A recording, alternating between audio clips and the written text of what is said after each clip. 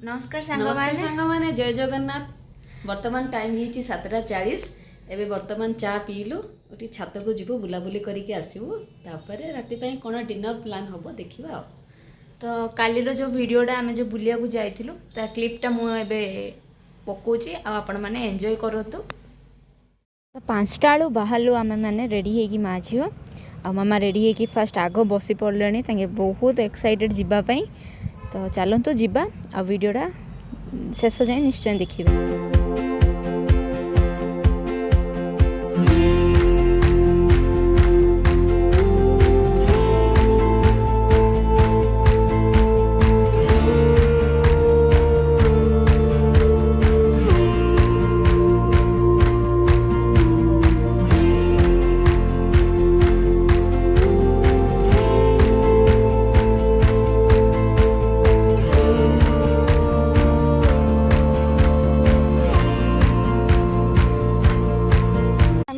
मंदिर को देखला रास्ता साइड रे गोटे मंदार गछटे थिला से मंदार गछ देखि एते लोभ लागिला सेति झील को कहली गाड़ी रखे मंदार कढ़ तोड़िबा। ये बहुत सुंदर मंदार गछ आ कढ़ जाक सुंदर लागे। बहुत बड़ बड़ मंदार कढ़ जाक सुंदर लागे। फूलटा देखिया को बहुत सुंदर बड़ बड़ मंदार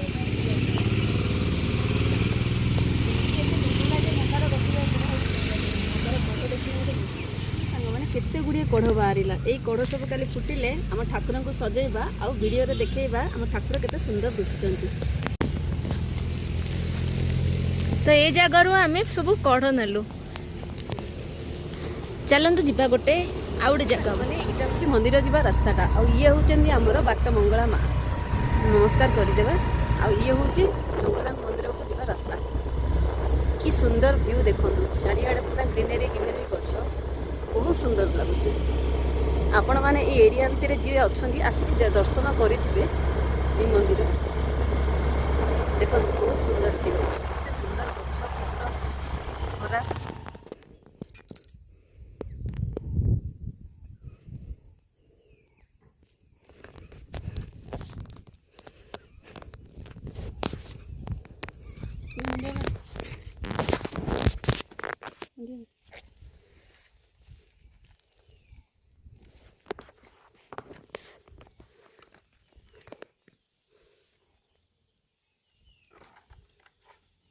जीवा चलो चल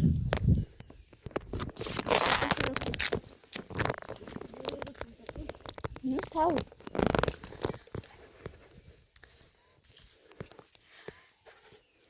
मंदिर बहुत एटा वर्षा हम तो मम्मी मंदिरटा वर्षा है मंदिरटा होइची बहुत सुंदर मंदिर ये पाखापाखि जो मैंने थे प्राय आसी दर्शन करेंगे मंदिर।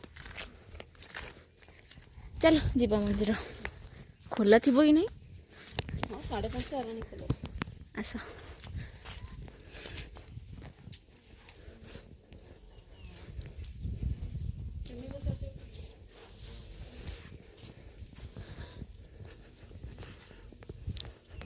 बड़े सुंदर सनसेटटा देख पूरा सुनसान जगह पूरा पहाड़ ऊपर मंदिरटी अच्छी चारिआडे पूरा पहाड़ बहुत शांति लगे मंदिर को आसले बहुत शांति लगे। मामा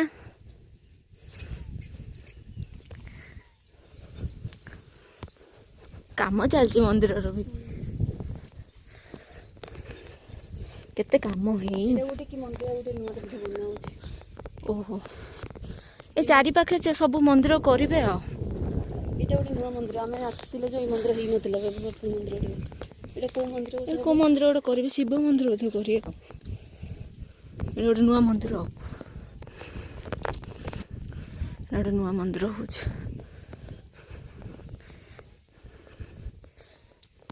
स्नान बेदी हाँ ठाकुर को ये अणा जाए एबे तो रथ यात्रा हम बहुत भिड़ हम ये भगवान को आनिके स्नान यात्रा स्नान करा जाए स्नान पूर्णिमा दिन भगवान ये आसले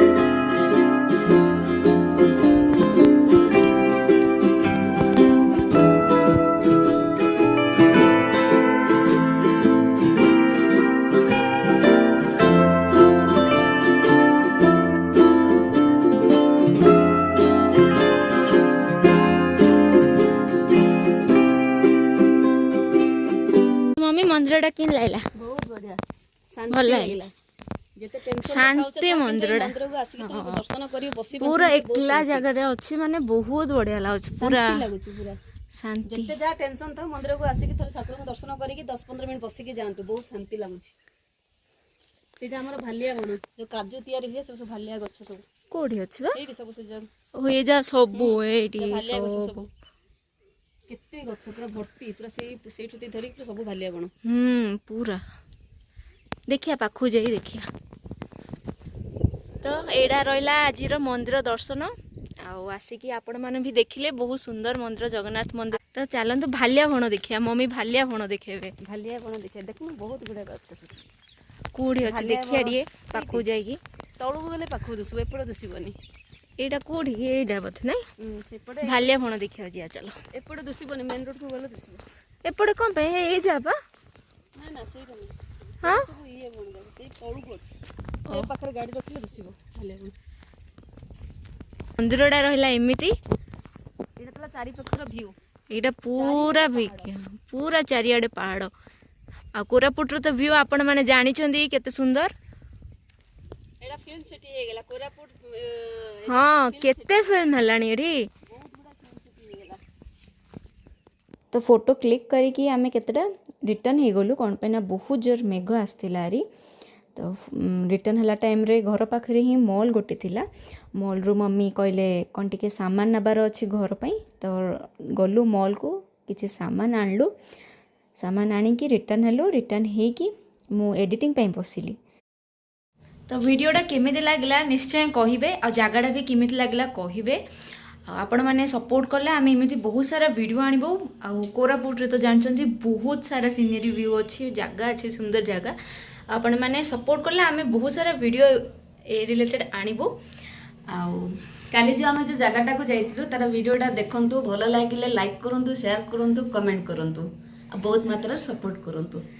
ତ ନିଶ୍ଚୟ କମେଣ୍ଟ କରି କହିବେ ଆଉ କେଉଁ ଜାଗାର ନେକ୍ସଟ ଭିଡ଼ିଓଟା ଆମେ ଆଣିବୁ।